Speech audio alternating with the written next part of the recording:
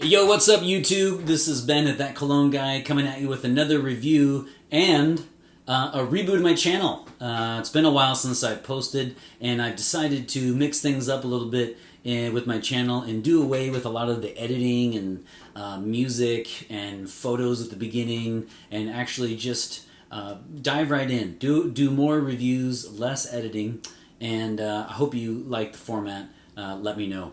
So today, without further ado, we're going to start off the reviews with Bvlgari's 2014 release, Man in Black. This is an EDP from the Grandmaster Alberto Morillas, my favorite perfumier, and from the house of Bvlgari, of course, with the letter V instead of U. This is an interesting house because when I first started getting into clones, I liked their scents, but they didn't last on my skin. So I actually stopped getting the Bvlgaris for many years, and then the last 3 or 4 years, they've really come back and made some nice perfumes, colognes. And so kudos to them. They're back on my radar, certainly. This is an Oriental Spicy. And you know what's interesting about Man in Black for me is that people always refer this to kind of a copy of Spice Bomb, or maybe the Spice Bomb is a copy of this one. I don't remember. I think Spice Bomb came out. This is 2014. I'm pretty sure Spice Bomb was before that. Either way, these are not, to me, in my opinion, they're not similar. They're the same class. Maybe they're both Oriental Spicy, but I don't see them as smelling really that similar. In fact, I am one of the folks who I don't like Spice Bomb, and I really like Man in Black. So if you like one, that doesn't necessarily mean you'll like the other. You should definitely sample both of them. And the same thing applies. If you have Man in Black, and I wouldn't blind buy Spice Bomb. I would try it first in some sort of sample, or go to a department store and give it a sniff, because I don't care for Spice Bomb. It doesn't do anything for me.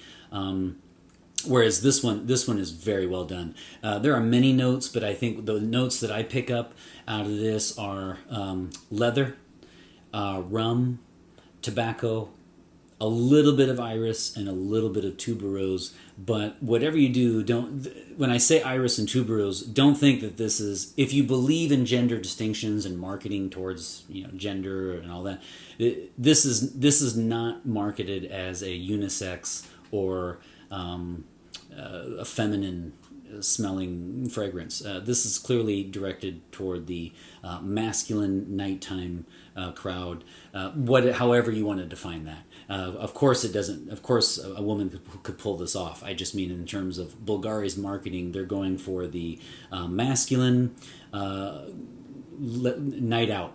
I don't know that this is really a type of fragrance you'd want to wear at the office. I mean, suitability is more for nighttime and not so much the office. You could, but I'd be careful on the trigger on this one. Okay, in terms of longevity, it is an EDP, and you will get pretty much what you want out of a fragrance. I don't know about you, but when they start getting, I mean, of course I like more, the longer the better, but when they're so strong that they last 14, 16 hours, then people want to, the next morning they want to wash their pillowcases and things like that. That won't be a problem here. I think, to me, in terms of longevity, it's exactly what you want. You're going to get about 8 hours out of this. Very, very good longevity. If you put on fragrance-free body lotion and then this, or if you spray on your clothes, you might even be able to get 10, 11. Longevity is not going to be a problem with this. I get a solid 8. I'm happy with that, and really appreciate that about this fragrance. In terms of projection, it's also very, very good, because I really like that about this fragrance. It lasts and it projects very well. The scent cloud is excellent, but it's not too much. I don't know if I would call this a projection beast or beast mode. This is not going to clear out a room unless you put on a lot of sprays, of course. But I would say, for me, this is exactly where you want it to be. People will smell you. It will pick up when you walk by, but you're not going to clear out a room or have people, kind of comment that you have way too much cologne on if you spray. I would say three to four sprays if you on your skin, maybe even one on your shirt if you spray on your clothes, and be done with it. Excellent for projection, excellent for longevity, exactly what I want. This, by the way, this for me was a blind buy, and I have zero regrets because I don't usually do that, but I saw it, I was intrigued, I smelled it, I really liked it, and when I went on For Granted on my phone, actually at the department store, and I saw that it was by Alberto Morillas, that's all I really needed to know. So I went ahead and just bought it right there, and I will be purchasing more bottles of this guy, no doubt.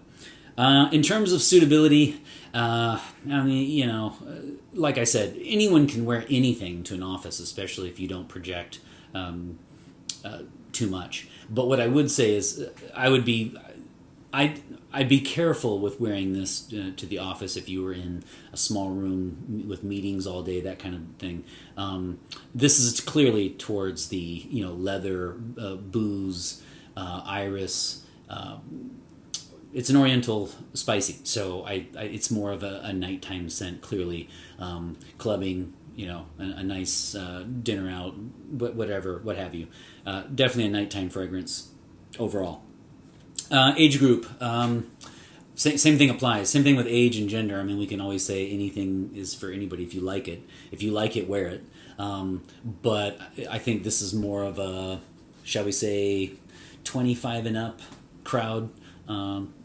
For guys, I would say. This is a little bit more mature scent, but I mean, if you like it, get it. But in terms of marketing, I think their idea was to take a look at the 25 and up crowd and nighttime. Okay, so for me personally, I'm also going to go to a new system. Instead of rating everything, I'm just going to give it a number of sprays. So for me, the amount of sprays up to 5 is how I'm going to rate this overall, right? In terms of longevity, projection, you name it. And because I haven't put any fragrance on yet today, so I'm actually going to apply this right now.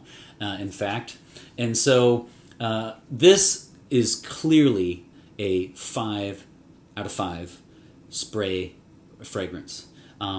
People will compliment you. It's an enjoyable fragrance. It's almost like if you looked at an amber fragrance. If you like amber and you sprayed it on a leather jacket, that's what you're going to get here. It's very, very well done. In fact, I'm surprised it's not more popular than it is. I noticed it has a couple flankers, but they're hard to get, and so this is still in production to my knowledge. And whatever you do, if you do not have this, definitely grab a bottle because it's worth every penny. I like the fact that it's easy to buy, it's easy to purchase, easy to find, and on top of it, it's also not incredibly common. So you will kind of separate yourself from the crowd in that sense. But this is going to be a classic in the future. This is a 5 out of 5. Very easy decision to make on that. I don't need to break it down into like 3 out of for projection. It's just a home run. So definitely get your hands on this one. Really hope you enjoyed the review and the new kind of off-the-cuff style. I'm just not going to do the editing anymore. I want to get these out to you guys and speak in a more kind of conversational way. So without further ado, Bvlgari Man in Black. Let's see how the sprayer is excellent, by the way. Sprayer is superb on this one. It's a little hard to get to, just a little bit, but as far as the amount that it sprays, excellent. In fact, let's just do one right now, and there we go. Can you see that? I don't know if you can see that. Okay, here we go. 5. 1, 2, 3, 4, and 5. Man in Black, Bvlgari. Get your hands on this. Enjoy.